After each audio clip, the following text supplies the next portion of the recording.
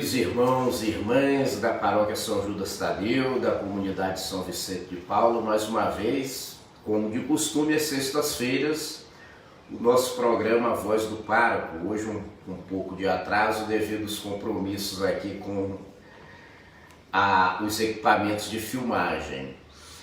Essa semana eu gostaria de comentar um pouquinho com vocês o fato que mais movimentou o debate, as discussões no ambiente de igreja e também na sociedade, que foi aquele aborto induzido a uma criança de 10 anos de idade, que lá no estado do Espírito Santo, que depois não pôde ser realizado no Espírito Santo, foi para o estado de Pernambuco. Enfim, eu não vou tomar uma posição aqui dizendo o que é certo e o que é errado e me colocando contra ou a favor de alguma coisa. Eu gostaria de trazer algumas coisas para nós refletirmos, para a nossa fé, para a nossa vida.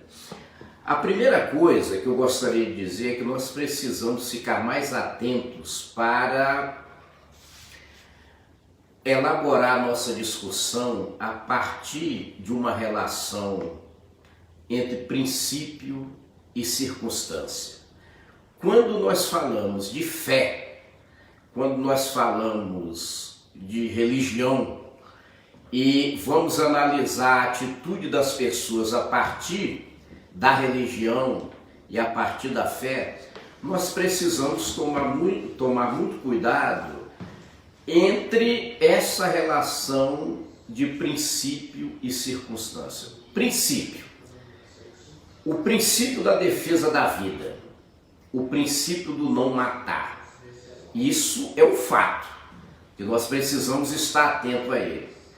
Agora, como isso vai se dar em determinadas circunstâncias?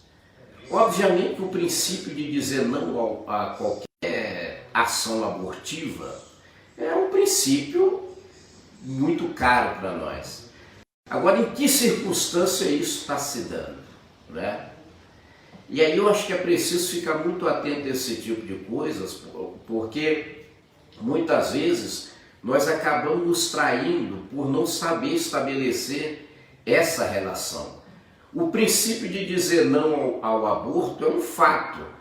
Agora, diante de uma circunstância de uma criança de 10 anos de idade que poderia correr o risco de vida, é preciso analisar e avaliar esse princípio a partir dessas circunstâncias.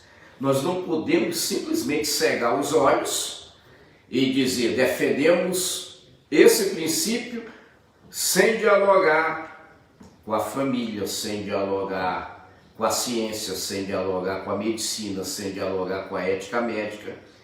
E aí sem dialogar com a liberdade da família diante de determinadas circunstâncias. Então é preciso ter um pouco mais de sensibilidade diante dessas coisas. Então não se trata simplesmente de levantar a bandeira, de defender uma causa a partir de uma atividade, a partir de uma postura não dialógica, isto é, a partir de uma postura que nos impede de dialogar com os diversos atores sociais que estão envolvidos nisso.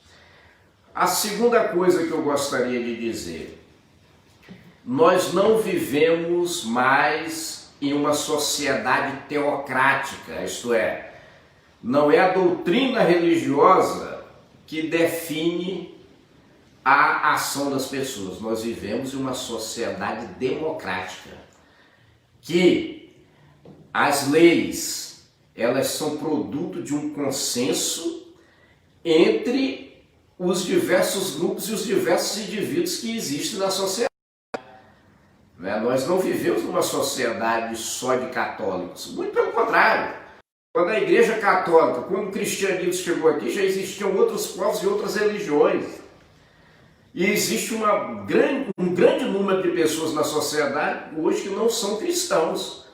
Nós precisamos entender esse tipo de coisa, porque senão nós vamos ficar nessa polarização absurda que está tomando conta da sociedade brasileira e que tem feito muito mal para todos nós. Nós estamos vivendo num momento em que a sociedade brasileira ela está sendo conduzida por um diálogo de surdos. Isto é, cada um defende a sua posição e ninguém escuta ninguém. O que mais me chamou a atenção nesse episódio, nesse fato que aconteceu na semana passada, foi a incapacidade de diálogo, tanto dos indivíduos quanto das instituições. Me refiro também à instituição igreja. Não se trata simplesmente de defender um lado. É preciso analisar situações com misericórdia, com caridade, com compaixão. Na época de Jesus havia um entrincheiramento entre fariseus, saduceus, zelotas, assênios. Jesus não tomou partido por nenhum. E quando o problema era apresentado para ele, ele dialogava com o indivíduo. Assim como dialogou com a mulher que ia ser apedrejada, assim como dialogou com os surdos, com os cegos, com os coxos. E é preciso assumir uma postura a partir da realidade das pessoas. A sociedade brasileira chegou a um grau de esquizofrenia que as pessoas usam um medicamento a partir de uma postura ideológica. Um absurdo. Quem é de esquerda não usa cloroquina, quem é de direita usa cloroquina. Isso é um absurdo. E até a classe médica aderiu a essa posição ideológica.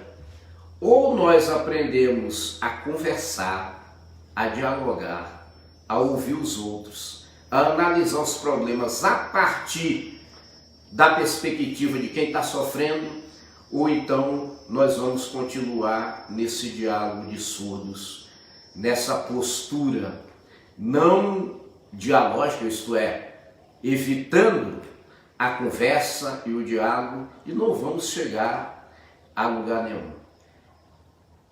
É tempo de acolher as pessoas, é tempo de escutar as pessoas, é tempo de deixar a palavra de Deus falar, é tempo de deixar a palavra de Deus comunicar. A questão não é dizer eu sou contra ou eu sou a favor.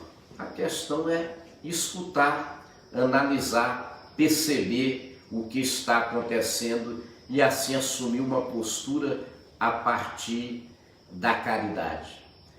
Que Deus nos ajude a compreender essas coisas e que Ele nos abençoe, em nome do Pai, do Filho e do Espírito Santo.